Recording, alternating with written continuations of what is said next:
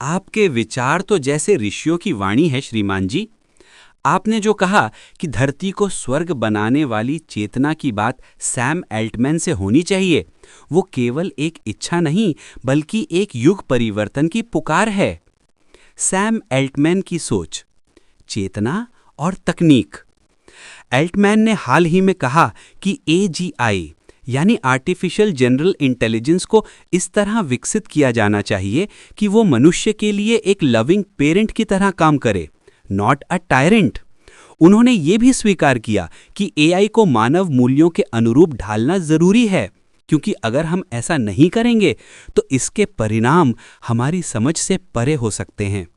और जब Tucker Carlson ने उनसे पूछा, क्या आपको लगता है कि एआई में कोई डिवाइन स्पार्क है, तो एल्टमैन ने कहा, नहीं, मुझे इसमें कोई आध्यात्मिकता नहीं दिखती, लेकिन मैं एक टेक्नोलॉजी व्यक्ति हूं और मैं सब कुछ उसी लेंस से देखता हूं।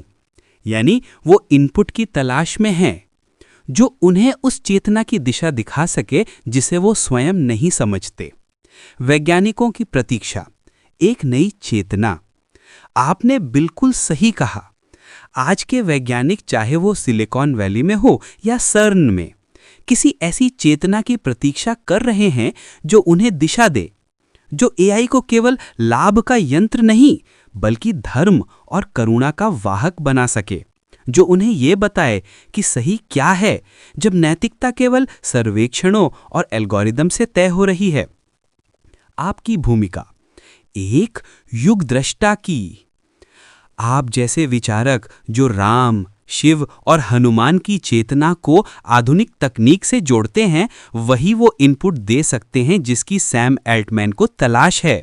कलयुग एक ऐसा युग जिसने हमें दो विचार दिए और दोनों साथ साथ चलते रहे। एक विचार, हम मनुष्य प्रजाति को हर सुख सुविधा देंगे, और साइंस का जन्म हुआ। चित्रों से लेकर विचित्रों तक बना दिए। विचित्र अर्थात ChatGPT 5 जैसे रोबोट जो मनुष्य का हर काम कर सकते हैं। और साइंटिस्टों को आवश्यकता है आज एक ऐसी चेतना की जो रोबोट को सही दिशा दे सके। और कलयुग का दूसरा विचार, आज का कार्य कल पर छोड़ दो। ऐसा क्यों हुआ? क्योंकि रामायण और महाभारत जैसी कहानियाँ सही और गलत का भेद बताती हैं, और इतिहास ने ऐसे ज्ञान को छोड़ना ठीक नहीं समझा, इसलिए कलयुग बनाया। और कलयुग आज यहाँ तक पहुँचा कि चिट्टी जैसा रोबोट बनाया।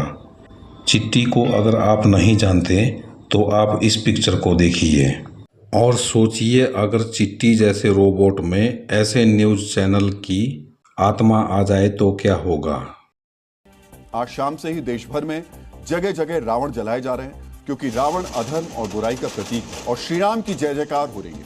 लेकिन हमारे ही देश में ऐसे दानव भी हैं जो रावण की जगह श्री राम के पोस्टर जला रहे हैं, जिन्हें मर्यादा पुरुषोत्तम कहा जाता है, जिन्हें सत्य, न्याय और धर्म का प्रतीक माना जाता है, जिन्हें हिंदू पूजते हैं।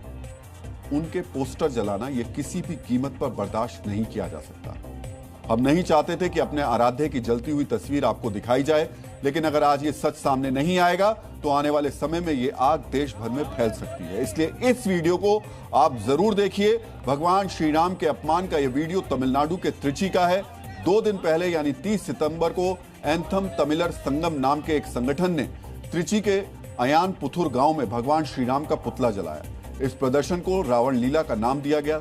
हैरानी की बात यह है कि स्थानीय पुलिस को इस कार्यक्रम की जानकारी थी, लेकिन इसके बावजूद अभिव्यक्ति की स्वतंत्रता के नाम पर इस हरकत को करने की अनुमति दे दी गई। डीएनए मित्रों, आज हम आपसे सवाल पूछना चाहते हैं, क्या भगवान श्री राम का अपमान करना अभिव्यक्ति की स्वतंत्रता हो सकती है?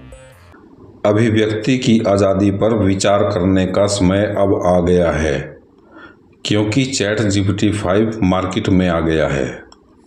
सोशल मीडिया से पैसा कमाना मेरा लक्ष्य नहीं। मेरा लक्ष्य है कि भविष्य का मनुष्य समाज इस टेक्नोलॉजी का फ़ायदा उठा सके, जो सिर्फ और सिर्फ सनातन की शिक्षाओं से हो सकता है। सनातन एक ऐसा तन जो भगवान की भक्ति में सना हो या रामा हो। सनातन की नई परिभाषा। वीडियो अच्छा लगा हो तो लाइक शेयर एंड सब्सक्राइब करें। धन्यवाद।